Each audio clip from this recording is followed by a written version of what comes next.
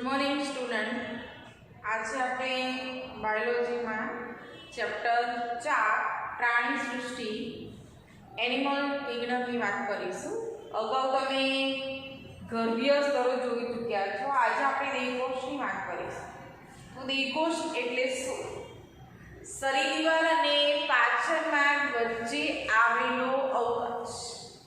શરીર દિવાલ અને પાચન માર્ગ અથવા પાચન નળી પણ એવું કહી શકીએ છીએ, એની વચ્ચે આવેલો અવકાશ જેને આપણે કહીશું દેહકોષ, અને મધ્ય ગર્ભસ્તરમાંથી બનેલો છે। ખાસ યાદ રાખવાનું છે, મધ્ય ગર્ભસ્તર।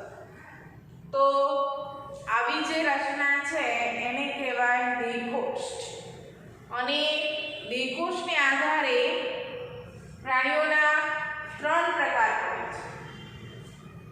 જેમ કે દેહકોષ ધરાવે છે પ્રાણી તો આપણે એને કહીશું દેહકોષ્ઠી। દેહકોષ જે છે એ આભાસી હોય,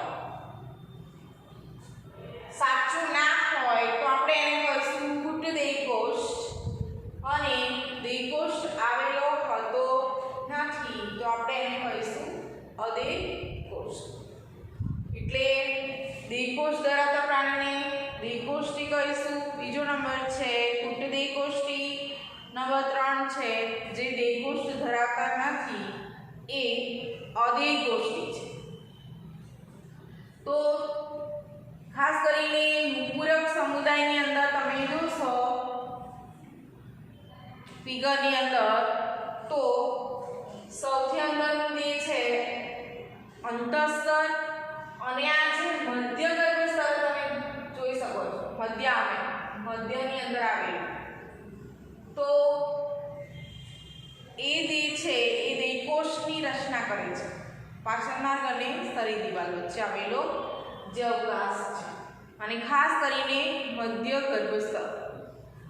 તો દેહકોષ તમને જોવા મળશે તો પૂરક સમુદાયની અંદર તમે જોશો તો આ બધા જ જે પ્રાણીઓ છે પૂરક સમુદાયના એ દેહકોષ્ઠી છે।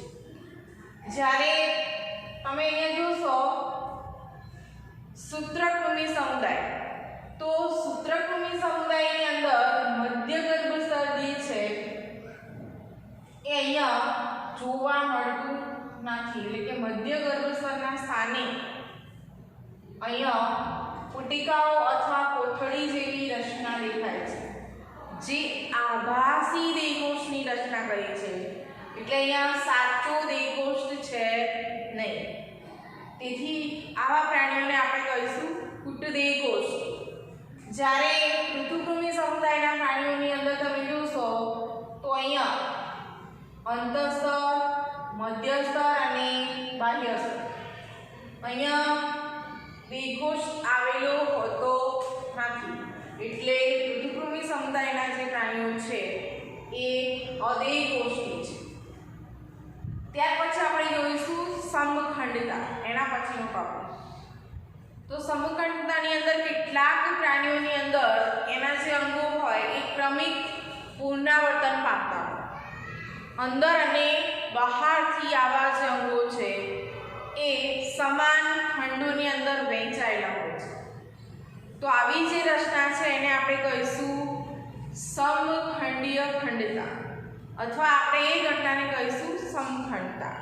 મતલબ કે એના શરીરના અંદરથી અને બહારથી જે પણ ખંડો આવેલા છે એ સમાન રીતે વહેંચાયેલા હોય છે, એટલા માટે એ ઘટનાને કહીશું આપણે સમખંડતા। એની અંદર તમારે સમુદાય યાદ રાખવાનું છે નુપુરક સમુદાય, અને બીજો જે સમુદાય આવે છે જે બુકમાં નથી આપેલો એ સંધિપાત સમુદાય। તો સંધિપાત સમુદાયની અંદર પણ સમખંડિતા જોવા મળે છે।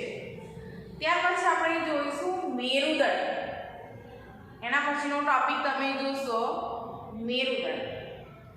તો ખાસ કરીને પ્રાણીઓની અંદર જે ગર્ભાવસ્થા હોય, ભ્રૂણ વિકાસ થતું હોય, તો ભ્રૂણ વિકાસ દરમિયાન ખાસ યાદ રાખવાનું છે પૃષ્ઠભાગે, ભ્રૂણના પૃષ્ઠભાગે એટલે ઉપરી સપાટી પૃષ્ઠભાગેથી મધ્ય ગર્ભસ્થાનમાંથી દંડ જેવી રચના ઉત્પન્ન થાય.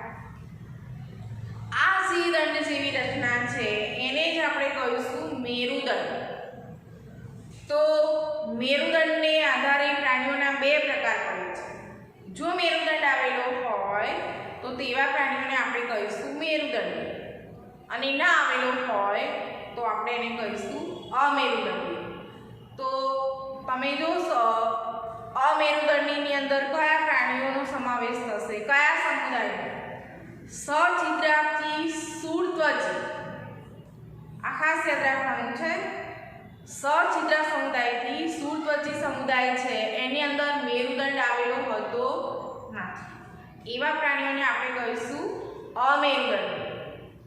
એ પછીના જે પણ સમુદાય આવશે એ બધા જ મેરુદંડ ધરાવે છે, એટલા માટે એવા પ્રાણીઓને આપણે કહીશું મેરુદંડી. તો આપણે દેહકોષ્ઠને આધારે પ્રાણીઓના પ્રકાર જોયા, ત્યાર પછી સમખંડતાની વાત કરી, એના પછી મેરુદંડ. હવે પ્રાણીઓનું જે વર્ગીકરણ આપેલું છે એની અંદર તમે ચાર્ટ જોશો.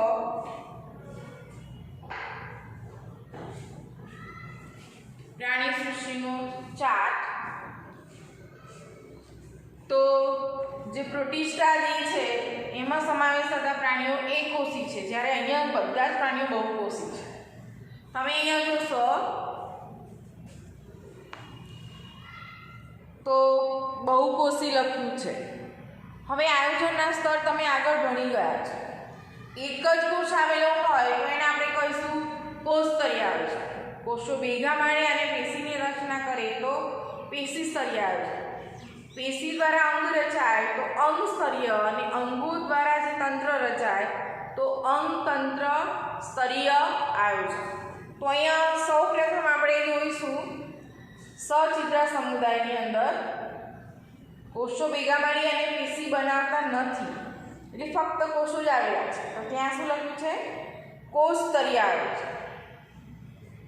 અને ખાસ કરીને સછિદ્રા સમુદાયની અંદર જે સમમિતિ છે એ અસમમિતિ જોવા મળે. અને આગળ દેહકોષની વાત કરીશું તો દેહકોષ આવેલો હોતો નથી, એટલે સછિદ્રા સમુદાયના પ્રાણીઓ અદેહકોષ્ઠી છે. કોષી સ્તરીય આયોજન ધરાવે, અસમમિતિ અને અદેહકોષ્ઠી સમુદાય તમારે યાદ રાખવાનું છે સછિદ્ર. ત્યાર પછી જોઈએ આગળ પેશી અંગ અને અંગતંત્ર ધરાવતા. તો પેશી ધરાવતા જે છે એ કોષ્ટાંત્રી સમુદાય અને કંકતદરો. તો એની અંદર ખાસ કરીને અરીય સમિતિ જોવા મળે, દેહકોષ્ઠ જોવા મળતો નથી, એટલે અદેહકોષ્ઠી છે. આ બે સમુદાય કોષ્ટાંત્રી અને કંકતદરો અંગ અને અંગતંત્ર ધરાવે છે. તો સૌપ્રથમ અહીંયા પેશી જે ધરાવે છે કોષ્ટાંત્રી છે. અંગ ધરાવતા જે છે એ પૃથુકૃમિ છે. સૌપ્રથમ અંગ સ્તરીય આયોજન ધરાવે, એમાં દેહકોષ્ઠ આવેલો હોતો નથી, એટલે અદેહકોષ્ઠી તમે જોઈ શકો છો પૃથુકૃમિ સમુદાય. ત્યાર પછી આભાસી અથવા ખોટો દેહકોષ્ઠ, જેને આપણે કૂટ દેહકોષ્ઠ કહીએ છીએ, એની અંદર સૌપ્રથમ અંગતંત્ર જોવા મળે છે. અંગ સ્તરીય આયોજન એ છે સૂત્રકૃમિ. અને સાચો દેહકોષ્ઠ ધરાવતા સત્ય દેહકોષ્ઠ, જેને આપણે કહીશું દેહકોષ્ઠી. અને આ અંગતંત્ર સ્તરીય આયોજન ધરાવતા પ્રાણીઓ છે અહીંયા સૂત્રકૃમિથી.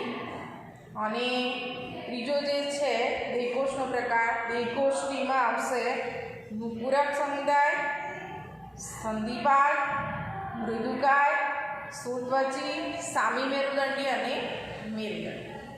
તો આ જે ચાર્ટ જે છે પ્રાણી સૃષ્ટિનો ચાર્ટ એ તમારે નોટબુકની અંદર દોરી દેવાનો. તો સૌપ્રથમ આપણે સમુદાય જોઈશું સછિદ્રા સમુદાય. તો સછિદ્રા સમુદાયની અંદર જે પ્રાણીઓ છે એ વાદળી તરીકે ઓળખાય, આવો શબ્દ છે. અને આવી જે વાદળીઓ છે ખાસ કરીને ખારા પાણી. ખારું પાણી એટલે દરિયાઈ, મીઠું પાણી હોય તો તળાવ અને સરોવર. તો ખાસ કરીને સછિદ્ર સમુદાયના પ્રાણીઓનો વસવાટ એ દરિયાઈ છે. આ ઉપરાંત આપણે એની સમમિતિની વાત કરીશું સછિદ્ર સમુદાયની અંદર. તો સમમિતિ જે છે એ અસમમિતિ જોવા મળે છે. આયોજનના સ્તરની વાત કરીએ તો એની અંદર તમે જોશો તો એમાં એક શબ્દ આપેલો છે આદિ બહુકોષીય. એટલે પહેલાથી જે બહુકોષીય છે પરંતુ એના જે કોષો છે એ ભેગા મળી અને પેશીની રચના બનાવતા નથી. એટલા માટે આદિ બહુકોષીય એવું લખેલું છે. પહેલેથી બહુકોષીય તો છે પરંતુ કોષો ભેગા મળી અને પેશીની રચના બનાવતા નથી. એટલે અહીંયા આયોજન આપેલું છે કોષ સ્તરીય આયોજન. એની વિશિષ્ટતાની વાત કરીએ તો એની અંદર જલવહન તંત્ર અને નલિકા તંત્ર જોવા મળે છે. તો અહીંયા જલવહન તંત્રની વાત કરીએ અથવા નલિકા તંત્રની વાત કરીએ તો એની અંદર સૌપ્રથમ સૂક્ષ્મ છિદ્રો આવેલા. આ સૂક્ષ્મ છિદ્રો જે છે એ મધ્યસ્થ ગુહાની અંદર દાખલ થતા હોય છે. એટલે સૂક્ષ્મ છિદ્રો જે છે એના દ્વારા પાણીનો પ્રવાહ મધ્યસ્થ છિદ્રિષ્ઠ ગુહાની અંદર દાખલ થશે અને ત્યાર પછી આશ્યક દ્વારા પાણીનો જે પ્રવાહ છે એ બહાર નીકળશે. તો અહીંયા જલવહન તંત્ર અથવા નલિકા તંત્ર દ્વારા આ પ્રાણીઓની અંદર શું ઉપયોગિતા છે તો એની અંદર તમે જોઈ શકો છો કે પાણીનો જે પ્રવાહ એના શરીરમાં દાખલ થાય છે અને પછી બહાર નીકળે છે. ક્યાંથી દાખલ થશે? સૂક્ષ્મ છિદ્રો દ્વારા. કઈ ગુહાની અંદર? છિદ્રિષ્ઠ ગુહા. અને કયું છિદ્ર છે એના દ્વારા બહાર નીકળશે? આશ્ય. તો એના દ્વારા એ ખોરાક એકત્રિત કરી શકે છે. સાથે સાથે વાયુઓની પણ આપ-લે થાય છે. શ્વસન વાયુ. શ્વસન દરમિયાન ઓક્સિજન લેશે અને CO2 મુક્ત કરશે. અને જે પણ બિનજરૂરી પદાર્થો છે એનો નિકાલ થાય છે. હવે જ્યારે છિદ્રિષ્ઠ ગુહાની વાત કરીશું અને નલિકા તંત્રની વાત કરીશું તો એની અંદર એક કોષોનું અસ્તર આવેલું છે. એ જે કોષો છે એ કોષ આપેલો છે કોલર કોષ અથવા આપણે એને કહીશું નિવાહક કોષ. આ ખાસ એની વિશિષ્ટતા છે કે છિદ્રિષ્ઠ ગુહા અને નલિકા તંત્રની ફરતે કયા કોષોનું અસ્તર આવેલું છે? કોલર કોષ અથવા નિવાહક કોષ. અહીંયા આપણે એના કંકાલ તંત્રની વાત કરીએ તો કંકાલ તંત્ર જે છે એ સ્પોન્જીના રેસા અને દ્રઢાઓનું બનેલું છે. આ ઉપરાંત વાદળીની અંદર આપણે જોઈશું પ્રજનન એ બે પ્રકારે થાય છે. એમાં અલિંગી પ્રજનન જે છે અવખંડન દ્વારા. અવખંડન એટલે આકસ્મિક રીતે કોઈ પણ એનો કોષ તૂટે અથવા એનો કોઈ પણ શરીરનો ભાગ તૂટે તો એની અંદરથી નવું પ્રાણી છે એ સર્જન પામે. તો અલિંગી પ્રજનન એ અવખંડન દ્વારા થાય છે. જ્યારે લિંગી પ્રજનનની વાત કરીએ તો લિંગી પ્રજનનની અંદર બંને પ્રજનન કોષો જેમ કે શુક્રકોષ અને અંડકોષ એક જ પ્રાણીની અંદર નિર્માણ પામે. એટલા માટે એવું કહી શકાય કે આવું જે વાદળીઓ છે અથવા આ પ્રાણીઓ છે એ ઉભયલિંગી છે. જો શુક્રકોષ અને અંડકોષ એ બંને અલગ અલગ પ્રાણીઓની અંદર નિર્માણ પામે જેમ કે નર હોય તો એમાં શુક્રકોષનું નિર્માણ થાય, માદા હોય તો અંડકોષ.